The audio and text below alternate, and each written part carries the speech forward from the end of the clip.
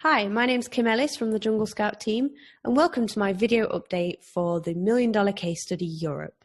So this is the second leg of the Jungle Scout $1 Million Case Study, and we have a very ambitious goal.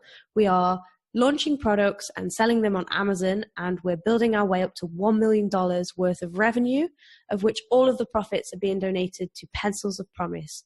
This is a really nice charity that builds schools for children around the world. This leg of the case study is slightly different because I am going to be leading it in terms of doing the research, finding the product and launching it on Amazon in Europe, specifically in the UK. And over my shoulder, I have Greg Mercer helping me each week and giving me the guidance that I need. And hopefully I should have a lot of the same questions as you guys would have when it comes to launching a product on Amazon, as I've never actually launched my own product before. In session 1, we covered how to generate a list of product ideas, and I did my homework and I generated a list of 43 product ideas. From here, I've narrowed it down to my top 5 based on the level of competition and the amount of demand. And from here, Greg has given me the advice on how to go about doing my advanced product research for these top 5 products. I've already started doing my homework this week. I'm recording this on Friday, so 2 days after session 2 has taken place. And I've already found out a whole heap of new information about my top 5 product ideas. And I just want to share some of the most exciting pieces of information that I found out during my research. So I'm going to go ahead and share my screen with you now so that you can see what I've done. Here we are. So this is the spreadsheet that I am working on. And I actually shared this as a template so that you can use this too, and you can follow along in real time and do your own product research and hopefully launch your own product on Amazon at the same time as we do. So just to recap, my top 5 products are cardboard boxes, sleeping bags, a full face snorkel, a travel pillow, and a baby sling wrap. So how did I narrow down my 43 ideas to find these? Well, it was primarily these criteria here that I was looking at. And most of all, I was looking for super high demand. Because we're doing this for the case study, we want to launch a really successful product and make lots of profit for charity. I was actually looking at the higher end of demand, which also meant in some cases slightly higher competition. If we were a new seller, then maybe we would choose something with slightly less demand, but also slightly less competition. So that's how I've narrowed down my top 5 products. And in this week's session, Greg was showing me how I could start to dig a little deeper and look at some of the more in-depth things that will help me verify which is the best product to launch. And I just want to share some of the really cool things that I found whilst doing this research. So I've been looking at things like keyword relevancy.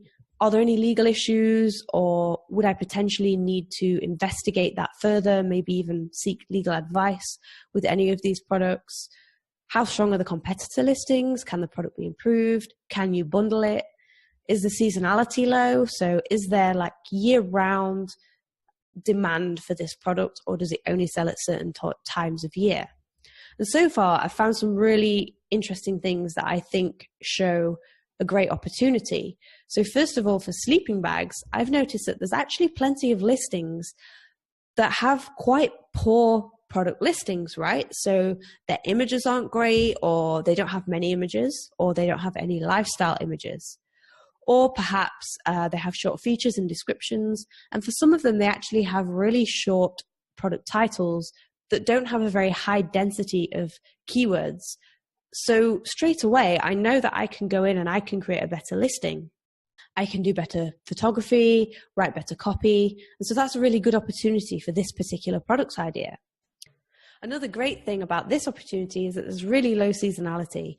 It does sell slightly more in the summer, but it's not really that noticeable. So I know that I can make year-round sales on this product idea.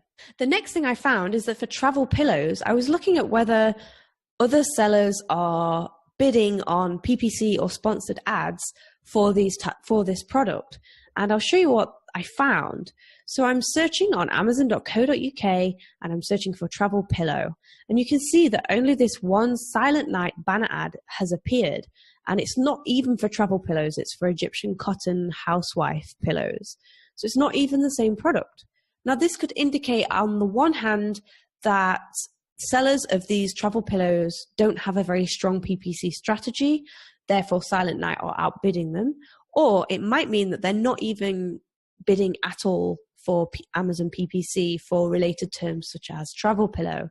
So again, this is an opportunity where I know that I can go in with a really strong PPC strategy and get my Travel Pillow, if I was to launch a Travel Pillow, at the top of the search results in these sponsored ad positions. As you can see here, I've filled in my spreadsheet completely with all sorts of information about all of my top 5 products. So don't miss out on next week's session, as I'm going to share this in more detail. I'm also going to start reaching out to suppliers on Alibaba for all of these 5 products, because I want to know that there are enough suppliers out there.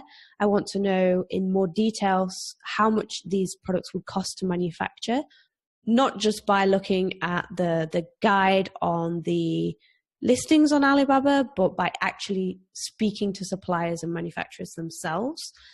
And I also want to make sure that these suppliers can meet my demands. So if I do launch a sleeping bag and I want to do a bundle with a sleeping bag liner, for example, I want to make sure that there's suppliers out there that can help me do this at the right price point.